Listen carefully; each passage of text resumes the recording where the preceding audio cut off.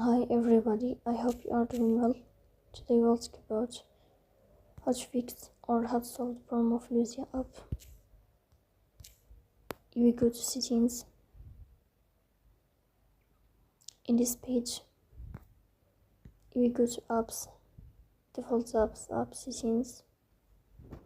Here you will search about Luzia app and you will click.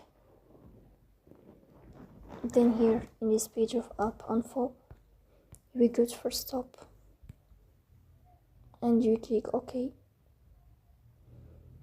Then you will go to storage.